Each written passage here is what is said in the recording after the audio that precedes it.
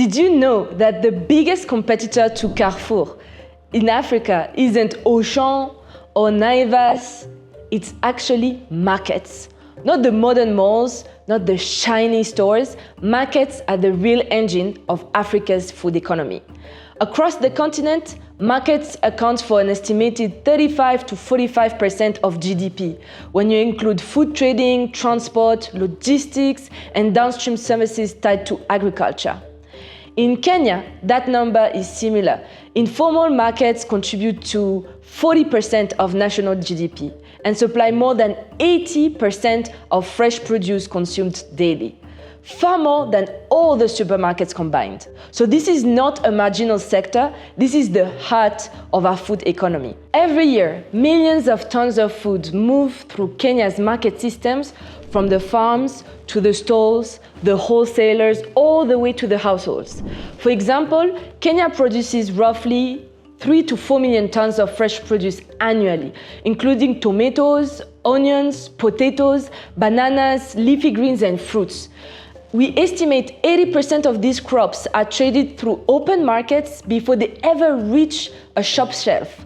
These markets feed over 30 million Kenyans daily, almost 50% of the population, supporting millions of farmers, traders, transporters, loaders, and vendors. Yet, despite this scale, Kenya loses around 30% of fresh produce value before it even reaches the customers, mainly due to poor roads, lack of cold chain infrastructure, and limited storage facilities. Food loss is also driven by the season. When supply spikes, demand doesn't always pick up the pace. Farmers are forced to sell at low prices or lose their produce.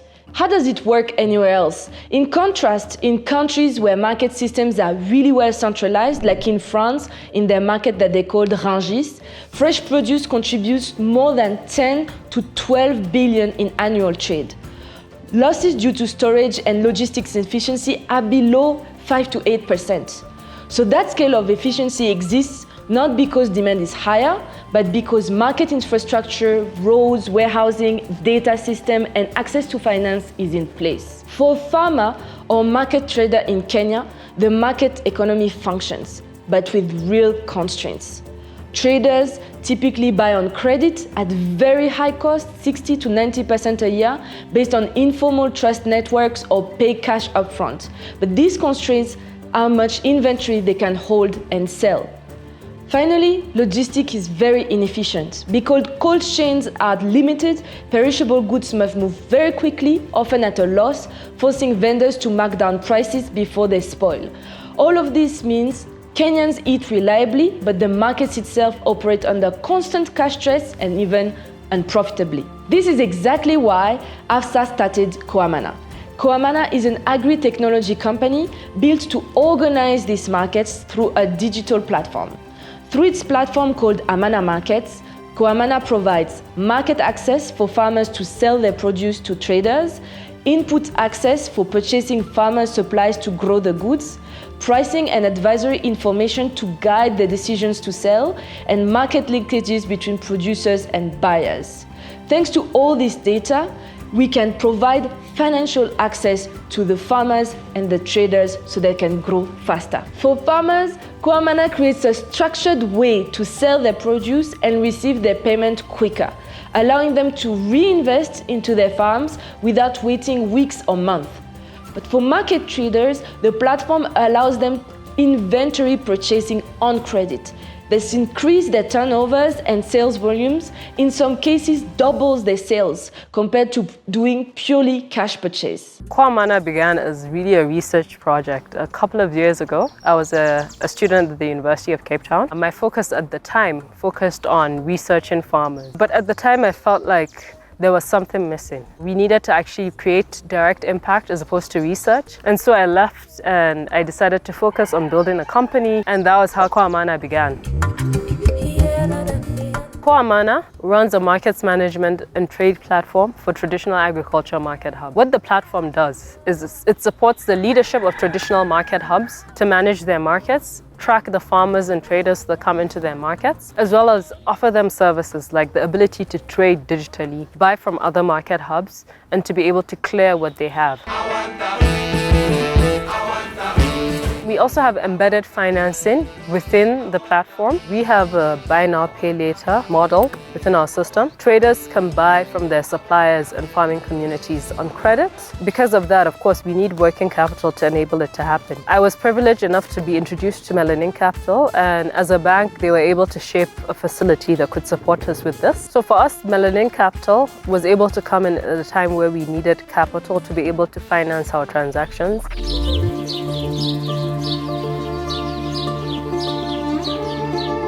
Recently, we were going through diligence with an investor. They went to a market and they asked the leadership of the market, what would happen if Coamana wasn't here? And he said 65% of people here would run out of business. And that was shocking for me because I didn't expect that. For us, we know we're making a dent, but we didn't know just how much of a dent we're making. And for me, I also feel responsible. We have a responsibility to sustain ourselves, to ensure what we're doing is very effective, to keep what we're doing what we're doing, because it means that if we're not doing it well, we're putting people that have now become dependent on us at risk. That for me was an eye-opening to realize that people feel like we're ingrained in their processes of trade. Coamana's business model is built on multiple predictable revenue streams tied to all these market activities.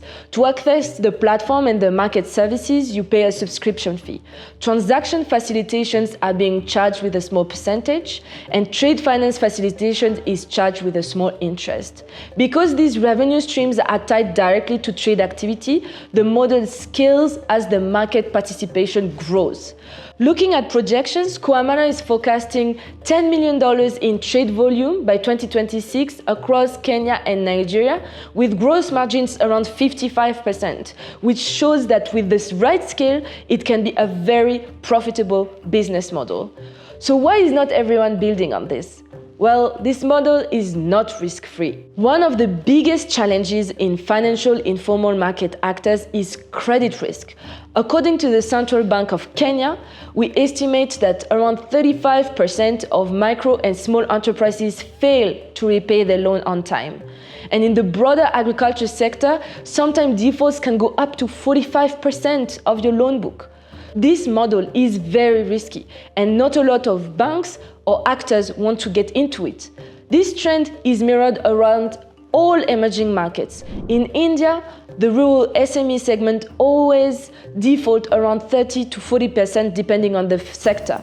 In Vietnam and Brazil, informal agri-networks see 30 to 50% repayment variability depending on the product and the season. But despite this context and the risk, Coamana has managed to keep this default rate very low, below 5%. It's a notable outcome, and largely because the platform doesn't provide cash directly to the farmers or the traders. Instead, they offer in-kind credits. They give the inventory and the inputs on credits, and this reduces outright the default risk and align the repayment with the actual sales activity of the farmers and the traders. Today, Coamana's infrastructure supports more than 10,000 farmers connected through this structured market, 60 active market hubs across Kenya and Nigeria, and thousands of registered traders using this digital system.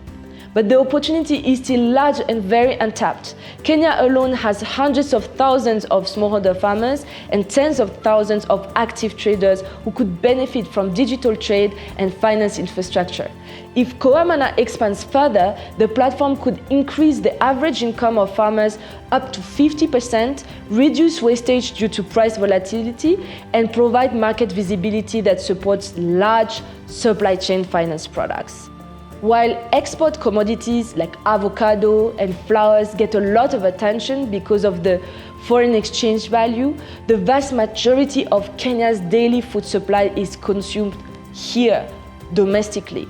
Bananas, potatoes, onions, and tomatoes, all the staples of the Kenyan diet, rarely enter export chains. Yet, these commodities are more critical for food security and domestic economic activity than almost any other trade segment. Improving the data infrastructure for domestic markets is then not just a business opportunity, it's a socio-economic imperative that can benefit millions of micro-entrepreneurs in the food value chain. Mimi ni mmoja wa wale wafanyabiashara kwa hii soko kwa zaidi ya miaka 20.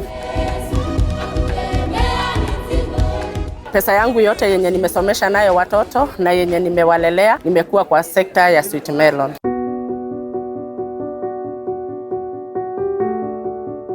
Ndiposa nikuja kwa Coamana nilijikuta kama sina biashara na nilikuwa nimewekelea mzigo kwa duka yangu na soko ikawa mbaya na nikakuwa nimechomeka. So ilibidi nirudi nyumbani kama sina kazi. Na wakati nilikuja nikaintroduziwa kwa Coamana, waliweza kunisaidia sababu nilienda nikachukua pesa huko na nikaweza kwenda kununua mzigo ambayo ni sweet melon na nikarudi kwa soko. Kwa hivyo kutoka wakati niliingia Coamana sijairudi nyumbani ama nikakosa kazi kwa duka yangu. Ndio ni joined Coamana, kuna maswali niliulizwa.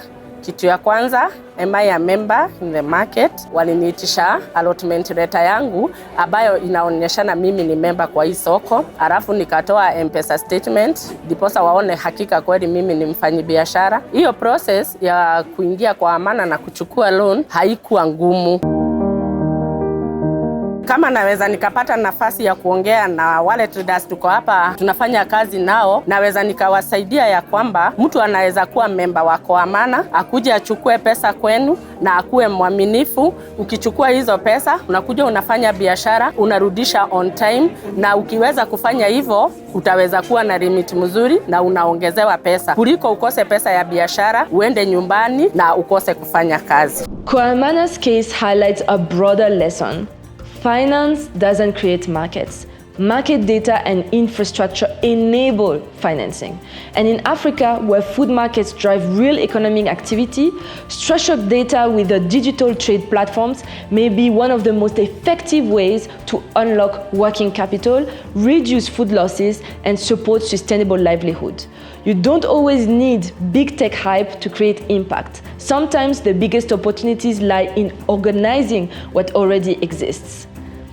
Thank you for watching this episode of Melanin Means Business Cases. If you'd like to join the movement to finance innovations just like the one you just watched today, that can be scaled to make a real difference on the continent, visit the Melanin Capital Neobank dashboard, our partner for these business case studies. Together, we can finance today the Africa we want tomorrow.